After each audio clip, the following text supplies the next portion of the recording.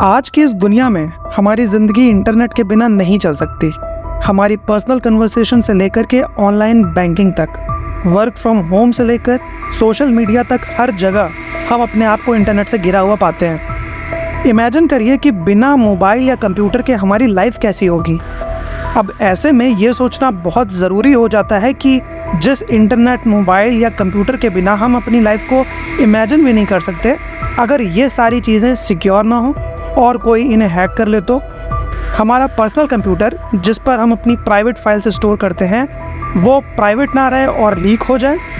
हमारी personal photos या messages अगर पब्लिक डोमेन में लीक हो जाए, सोच कर ही डर लगता है। वहीं अगर गवर्नमेंट के सीक्रेट्स प्रोजेक्ट, फाइनेंशियल डेटा अगर एनिमी कंट्रीज़ के हाथ लग जाए या किसी दिन हॉस्पिटल ही हैक हो जाए, पेशेंट्स के मेडिकल रिकॉर्ड्स में फेरबदल हो जाए या फिर डिवाइसेस काम करना बंद कर दें, कोई बड़ी कंपनी जैसे आप फूड ऑर्डर करते हो उसका डेटा लीक हो जाए और आपके घर का address, phone number, car details publicly available हो जाए, ज़रा सोचिए कैसा होगा।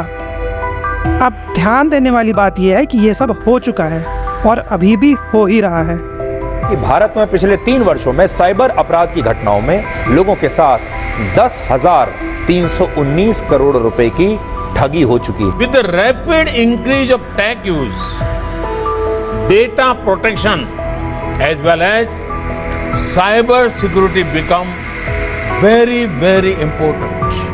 A fresh round of cyber attacks has been reported at India's premier medical facility. The cyber criminals had reportedly paralyzed all servers and demanded a ransom in exchange of returning the data access. Sun Pharmaceutical is set to take a hit on its revenue following the ransom group attack. That the ransomware group responsible for the IT compromise has taken credit. तो प्रधानमंत्री ने cyber सुरक्षा को लेकर भविष्य में होने वाले खतरों को लेकर जोर दिया। उन्होंने कहा कि कैसे साइबर सुरक्षा एक बहुत अहम मसला है। It also looks like that cyber attacks are on the rise and it is not just the commoners who are getting affected. As per a report last year, 80% of Indian companies were targeted and hit by a digital virus, from web attacks to phishing to even supply chain attacks.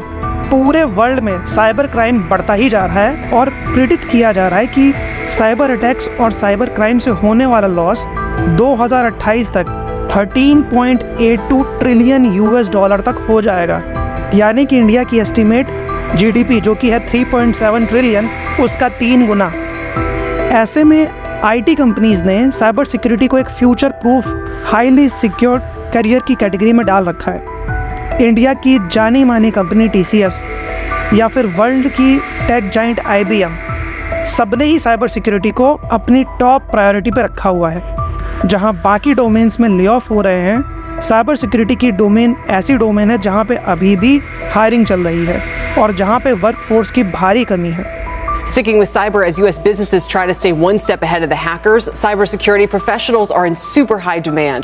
Last year 5.5 million cyber security professionals की hiring की गई है, लेकिन अभी भी cyber magazine की इस report के अनुसार 2025 तक पूरे वर्ल्ड में 3.5 मिलियन साइबर सिक्योरिटी प्रोफेशनल्स की कमी रहेगी।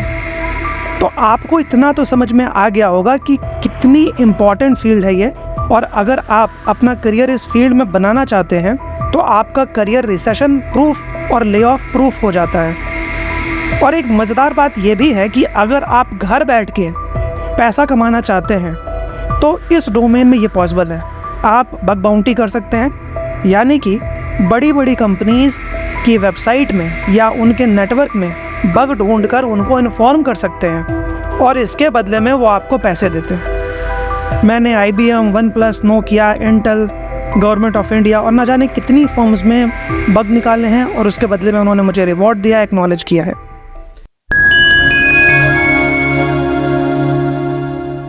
दोस्तों, मैं हूं भवेश और मैं आपके लिए लेकर के आया हूं साइबर सिक्योरिटी का ये कोर्स। इंडस्ट्री में 15 साल बिताने के बाद मैंने पूरी कोशिश की है कि इस सीरीज़ में मैं वो सब कुछ ऐड करूं जो कि इस डोमेन में करियर बनाने के लिए इम्पोर्टेंट होता है। तो बेसिकली ये कोर्स उन लोगों के लिए है जो कि जॉब सीकर हैं या फिर वर्किंग प्रोफेशनल्स हैं और सिक्योरिटी डोमेन में अपना करियर बनाना चाहते हैं। इस कोर्स को कंप्लीट करने के बाद आपको क्या मिलेगा? तो इस कोर्स को कंप्लीट करने के बाद आपको सिक्योरिटी की फाउंडेशनल कॉन्सेप्ट्स जैसे ऑथेंटिकेशन, ऑथराइजेशन, इनक्रिप्शन, हैशिंग, ये सारे कॉन्सेप्ट क्लियर होंगे।